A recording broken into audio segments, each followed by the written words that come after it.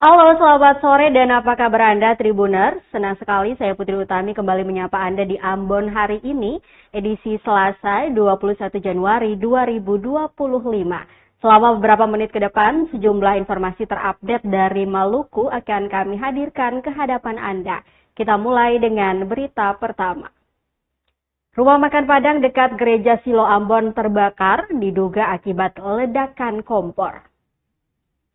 Rumah makan Ayah Trikora dekat Gereja Silo, Jalan AM Sangaji, Kelurahan Honipopu, Kecamatan Sirimau, Kota Ambon, terbakar Selasa 21 Januari 2025. Nanda Hartajaya, salah satu saksi mengaku, insiden itu terjadi akibat ledakan kompor. Ia mengaku kebakaran terjadi pukul 6.45 waktu Indonesia Timur, mengakibatkan kepulan api dan asap membubung tinggi. Pihak damkar menerima laporan kebakaran ini sekitar pukul 6.00 waktu Indonesia Timur. Ketika tiba di lokasi, petugas langsung bergerak melakukan pemadaman. Terpantau 4 unit mobil pemadam kebakaran Kota Ambon tiba di lokasi dan langsung melakukan pemadaman. Baru pada pukul 7.20 waktu Indonesia Timur, kobaran api sepenuhnya berhasil dipadamkan. Adapun kerugian akibat dari kebakaran tersebut diperkirakan mencapai 150 juta rupiah.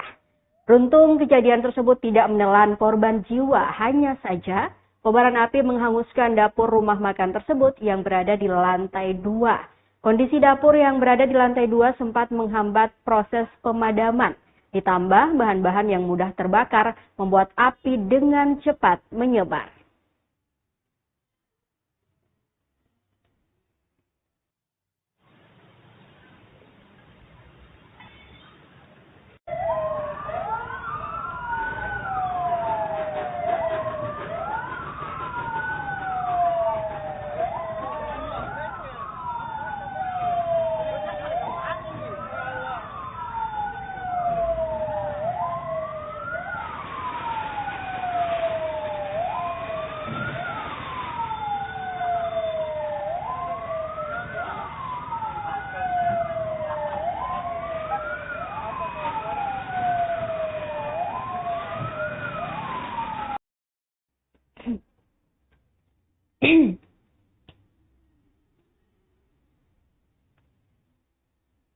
Informasi lainnya, Tribuners, Martinus Lukmetiabla mengaku bunuh teman gara-gara minta Rp5.000 tak dikasih. Akibat tidak memberikan Rp5.000, anak muda Ambon terdakwa Martinus Lukmetiabla alias Tinus, 29 tahun, rela menikam temannya. Hal tersebut diakui Martinus Lukmetiabla saat agenda sidang terdakwa di Pengadilan Negeri Ambon yang dipimpin Majelis Hakim Marta Maitimu, didampingi 2 hakim anggota pada Senin 20 Januari 2025. Bahwa perbuatan terdakwa itu berlangsung pada Rabu 9 Oktober 2024 sekitar pukul 1.00 waktu Indonesia Timur. Bertempat di pertigaan Lahani RT 001 RW 004 Kelurahan Waihoka, Kecamatan Sirimau, Kota Ambon, tepatnya di pondok milik saksi Fudin Laduma alias Udin. Awalnya korban Yesaya Laweri alias Yeye datang ke pondok milik saksi Fudin Laduma alias Udin untuk membeli susu energen. Saat itu terdakwa langsung menghampiri korban dan meminta uang dari saksi korban sebesar Rp5.000 untuk membeli rokok. Namun karena saksi korban tidak memberikan uang tersebut, terdakwa langsung menikamnya. Setelah ditikam, korban langsung melarikan diri dan dibantu saksi Yordan Laleat alias Odang untuk dibawa ke Rumah Sakit TK2 Prof. Dr. J. Alatumeten dan mendapat perawatan. Akibat perbuatan terdakwa, saksi korban mengalami luka sesuai dengan surat hasil visum et repertum nomor R-2-Ver-X-2024-09 yang dibuat dan ditandatangani Dr. Raden A.C.U. Hasanusi. Dengan hasil pemeriksaan yakni pinggang sebelah kanan tampak luka terbuka berukuran 3 x 0,5 cm, tepi reguler, sudut tajam dan tidak disertai jembatan jaringan.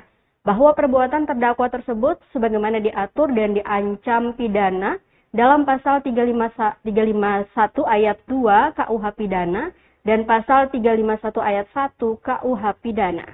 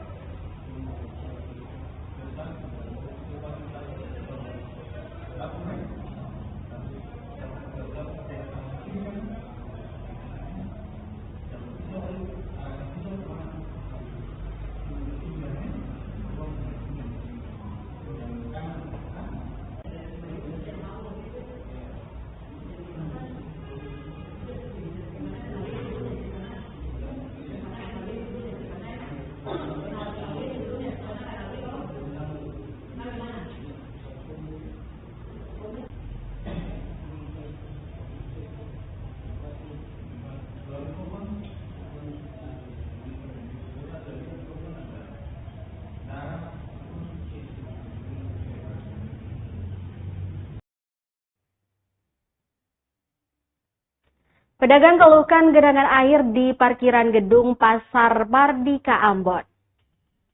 Area gedung Pasar Mardika Kota Ambon sering tergenang air.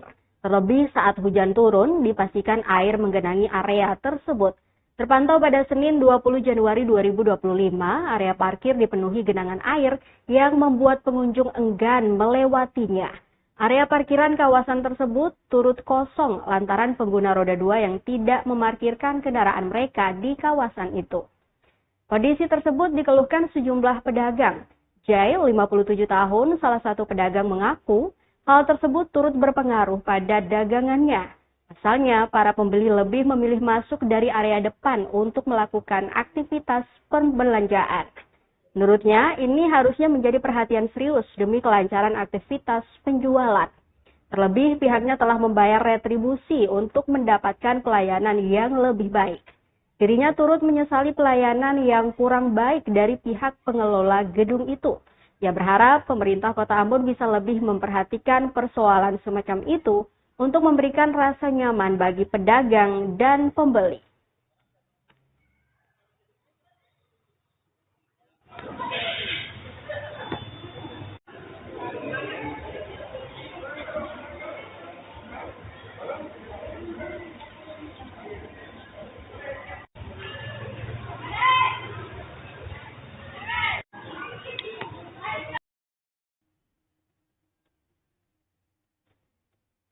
Masih seputar Pasar Mardika Tribuners, tumpukan sampah di belakang gedung Pasar Mardika jarang diangkut.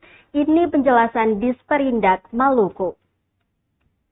Dinas Perindustrian dan Perdagangan Provinsi Maluku janji akan segera menangani masalah sampah pedagang di belakang gedung Pasar Mardika Ambon.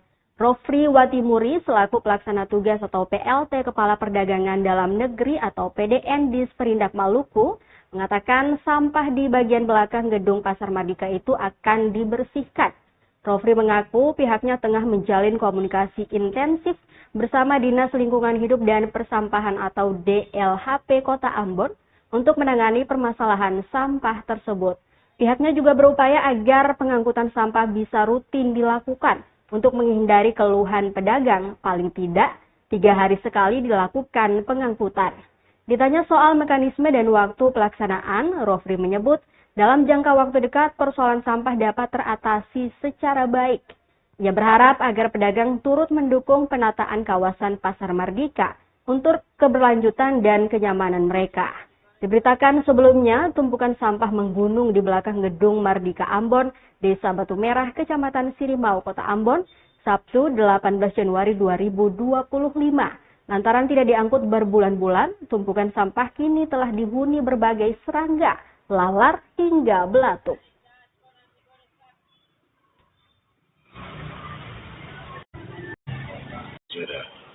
Dia punya penanganan yang secara komprehensif.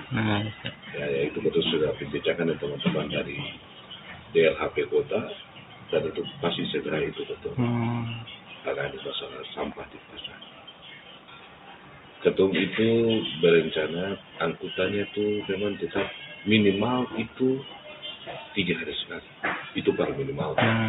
Tapi ketum penjajakan ini supaya dia punya sampah itu teratasi itu setiap hari.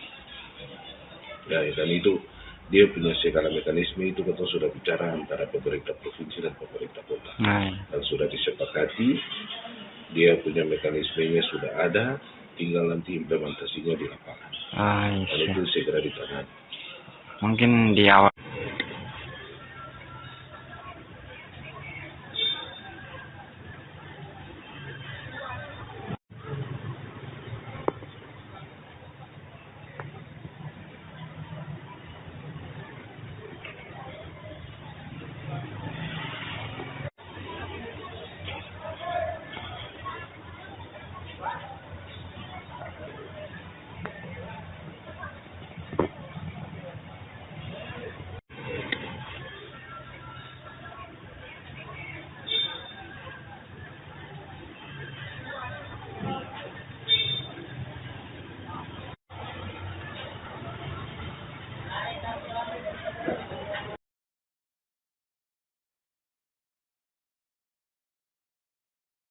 Kita ke berita terakhir Tribuners, polemik Jamkesda, DPRD Maluku Tenggara minta Dinkes tarik surat edaran.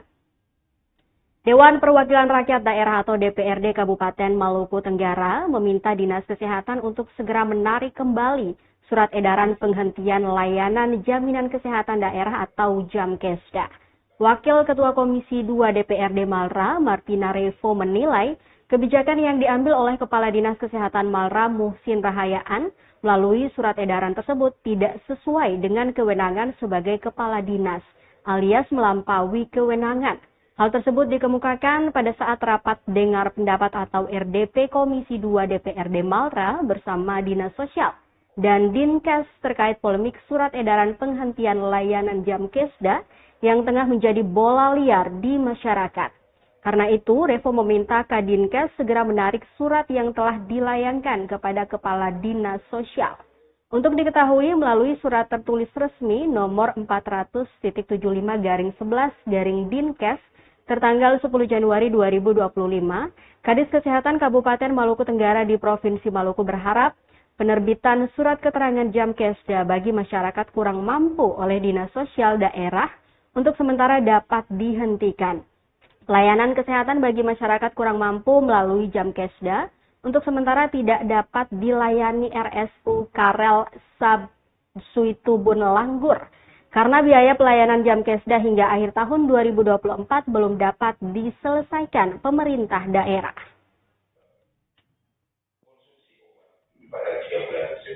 Jadi memang prosedurnya dan kadang kalau memang terlambat jaringan dan sebagainya biasanya saya perintahkan kepada itu tolong penuhi segera obat walaupun memang mereka untuk melakukan pergeseran dan kami melakukan pergeseran sejumlah 797 juta untuk memenuhi obat tidur satu puskesmas. Itu pun kita jalan bersiap-siap lebih lagi saya ketahui padahal sebenarnya kebutuhan real itu sebenarnya kita masih membutuhkan 4,2 miliar obat untuk memenuhi kebutuhan pada 21 puskesmas. Nah, alhamdulillah Bapak pimpinan anggota Komisi 2 memang 2024 kemarin tidak dialokasikan dalam dana. 2025 kita dapat dana. Jadi saat ini karena Kadis Sosial termasuk orang yang tersalin di anggaran pemerintah daerah atau permintaan anggaran untuk melakukan sentralisasi data ini dari tahun ke tahun selalu disampaikan. Jadi disampaikan di sini juga untuk teman-teman. Karena sekarang kita punya 3 ketua fraksi di sini, kemudian dalam anggaran ada 5, beberapa wakil ketua fraksi dan wakil ketua fraksi semua ada di sini. Dan juga terkait dengan kebijakan yang sudah buat saat ini. Juga untuk memenuhi obat tidur.